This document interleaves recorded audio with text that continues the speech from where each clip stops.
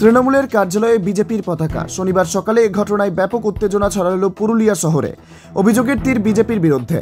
জানা গিয়েছে, শনিবার পুরুলিয়া লোকসভা কেন্দ্রের বিজেপি প্রার্থী জ্যোতির্ময় সিং মাহাতো নিজের মনোনয়নপত্র জমা দিতে চলেছেন। তার এই মনোনয়ন জমা দেওয়ার সময় তার সঙ্গে থাকবেন বিজেপি রাজ্য সভাপতি সুকান্ত মজুমদার। স্বভাবত রাজ্য সভাপতি জেলায় এই সফর ঘিরে শহর পুরুলিয়া রাঁচি রোডে রাস্তায় লাগানো হয় বিজেপির দলীয় পতাকা। তৃণমূলের অভিযোগ, রাঁচি রোডে রাস্তার পাশাপাশি এদিন তৃণমূলের দলীয় নির্বাচনী কার্যালয়ে বিজেপি পতাকা লাগিয়ে দিয়ে গেছে। গোটা ঘটনায় শহরে পরিকল্পিতভাবে অশান্তি সৃষ্টি করার চেষ্টা করছে বিজেপি। এদিন গোটা ঘটনায় তীব্র প্রতিবাদ জানিয়েছে পুরুলিয়া লোকসভা কেন্দ্রের তৃণমূল প্রার্থী শান্তিরাম মাহাতো। আমাদের এখানে একটা দীর্ঘদিন ধরে আমার অফিস আছে, আমি এখানে বসা ওঠা করি। সেই অফিসে যারা আসে তারা অস্থায়ীভাবে একটা সেট মতো করেছে, সেখানে তারা বসা ওঠা করে আমাদের কর্মীরা।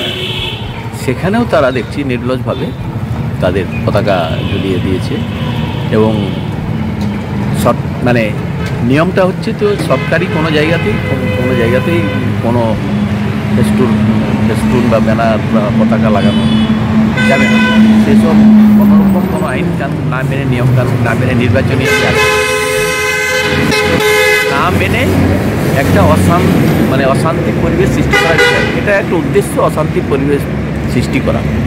দেখছি যে এখানে 7-8টা ঝান্ডা টাঙিয়ে দিয়েছে। বিজেপি বুঝেছে যে তাদের পায়ের তলার মাটি সরে গেছে, এখানে মানুষ তাদের প্রত্যাখ্যান করেছে। তারা এখন 2 নম্বর এবং 3 নম্বর পজিশনের জন্য লড়াই করছে। তার জন্য আজকে আমরা এটা প্রতিবাদ জানাচ্ছি। যদিও পতাকা লাগানোর অভিযোগ অস্বীকার করেছে বিজেপির শহর দক্ষিণ মণ্ডল সভাপতি সত্যজিৎ অধিকারী পাল্টা অভিযোগ করে বলেন, তৃণমূল এই ধরনের নাটক করে তৃণমূল ইচ্ছে করে অশান্তি সৃষ্টি করার চেষ্টা করছে। যদিও এদিন অভিযোগ ও পাল্টা অভিযোগকে কেন্দ্র করে শহর পুরুলিয়ায় রাজনৈতিক উত্তেজনা সৃষ্টি হয়েছে।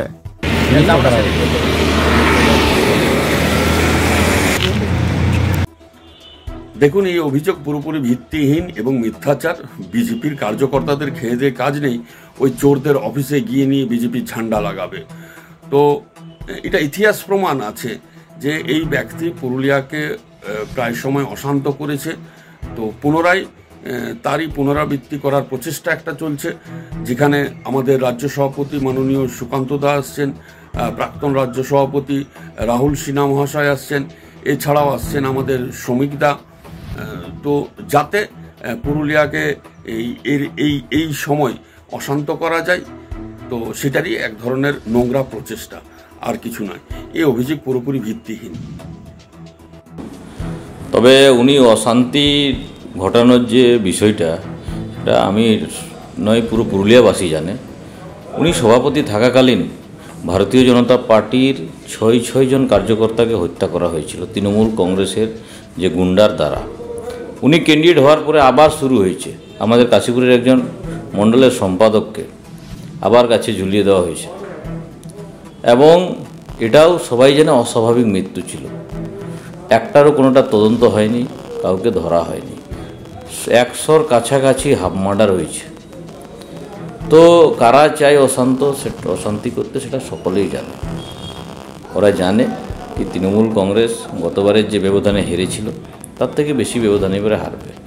আর সেই জন্য কিছু তো একটা বলতে হবে, সেই জন্যই বলছেন। আজকে আপনার মনোনয়ন আছে, রাহুল সিনহা, সুকান্ত মজুমদার আসছেন, তার সকালে ধরনের একটা আমার সিনিয়র লিডাররা আছেন, রাজ্য সভাপতি, প্রাক্তন রাজ্য সভাপতি, আমাদের রাষ্ট্রীয় নেতা হচ্ছেন রাহুলদা আসছেন, তাদেরকে আমরা স্বাগত জানাই। এরকম কোনো কিছুই নেই।